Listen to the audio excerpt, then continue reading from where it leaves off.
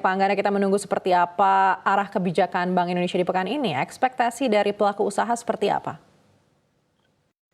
Terutama kami menyoroti pertama nilai tukar terlebih dahulu karena dalam beberapa diskusi yang mungkin sudah bergerak di rekan-rekan jurnalis juga sudah meng-capture bahwa sebetulnya stabilitas dari nilai tukar itu akan jadi salah satu parameter bagaimana proyeksi kinerja kami ke depan. Karena kita mengetahui bahwa banyak sekali bahan baku yang saat ini masih dipengaruhi dengan pasokan dari luar negeri yang kebanyakan menggunakan mata uang dolar Amerika.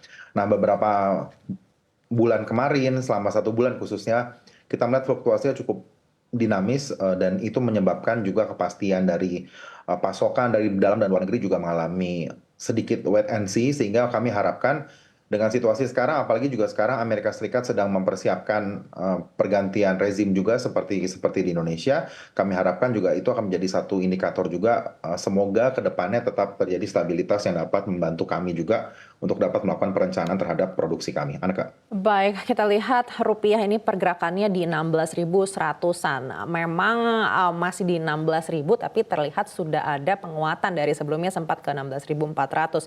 Seperti apa evaluasi dari pelaku usaha? Apakah sudah cukup optimistis dengan rupiah yang saat ini sudah berada di dalam target dari pemerintah dan juga regulator?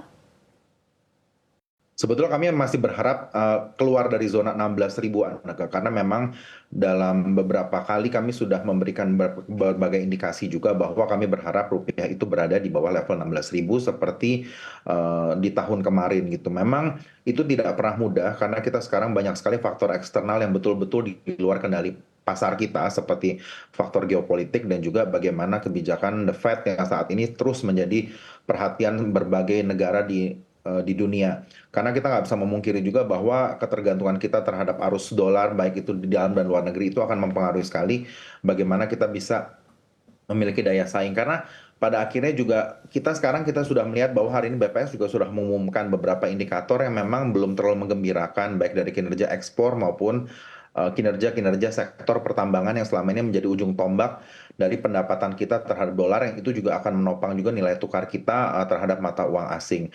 Nah, ini juga harus menjadi catatan juga bagaimana kita dapat terus mengeksplor pasar-pasar alternatif kita untuk bisa memberikan nilai tambah yang lebih positif terhadap kinerja ekspor kita, Aneka. Karena bagaimanapun juga kita harus terus menjaga kinerja perdagangan luar negeri kita agar kita dapat memperoleh neraca yang lebih positif di hari-hari ke depan kita. Karena sekarang kita udah melewati era bom komoditas kita nih, Aneka, sehingga jadi kinerja keuangan kita untuk beberapa perdagangan itu tidak seperti beberapa semester yang lalu, mungkin di awal tahun yang mungkin Aneka sempat memberitakan bagaimana kinerja kita neracanya positif seperti itu.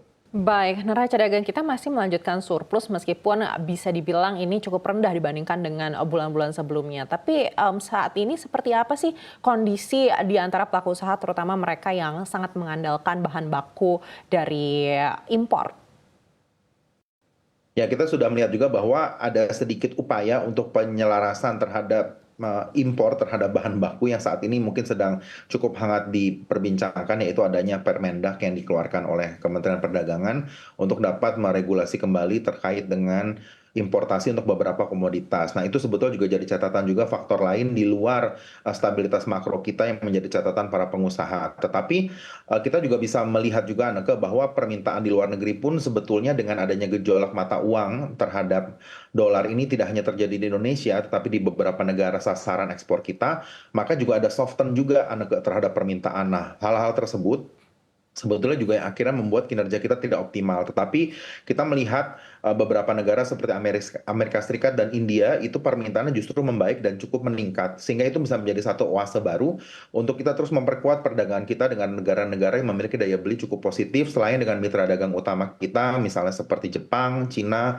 Korea, dan juga beberapa negara di eh, sekitar Asia Pasifik yang menjadi langganan konsumen kita terhadap beberapa komoditas unggulan kita, khusus dari migas maupun non migas. Aneka. Baik, melihat keadaan di global, apakah ada kekhawatiran dari pelaku usaha kalau rupiah ini mungkin kembali lagi terdepresiasi, bahkan bisa menyentuh di atas 16.400, dan antisipasi apa yang disiapkan pengusaha?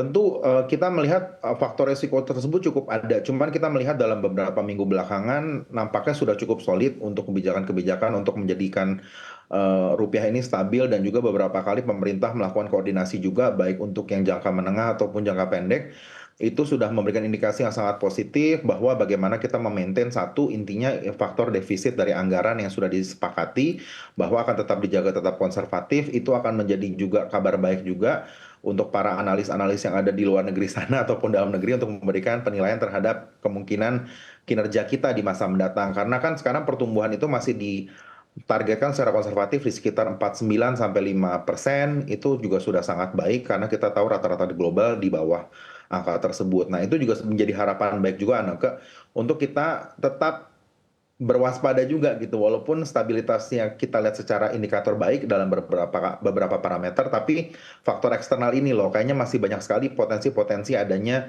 faktor geopolitik di beberapa negara dan juga kita melihat nanti juga pasti Amerika sendiri akan memberikan warna yang sangat-sangat signifikan bagaimana kepemimpinan di masa mendatang apakah mereka masih akan terus sangat konfrontatif terhadap beberapa lawan-lawan mereka di tingkat dunia karena pastinya nanti jika ada terjadi ketegangan di wilayah-wilayah misalnya sangat berpengaruh terhadap hasil minyak dunia, misal di kawasan Timur Tengah ataupun nanti ada juga di kawasan Eropa, itu akan mempengaruhi sekali untuk rantai pasok global dan juga akan membuat biaya logistik semakin mahal serta ketidakpastian dalam pasokan bahan baku yang banyak sekali di procure dari wilayah Eropa dan juga di wilayah lainnya yang punya resiko geopolitik yang cukup tinggi. Anake. Baik dengan tingginya resiko geopolitik dan juga potensi rupiah ini akan kembali melemah, seperti apa pelaku usaha melihat kemungkinan Bank Indonesia alih-alih menurunkan justru malah menaikkan lagi suku bunganya?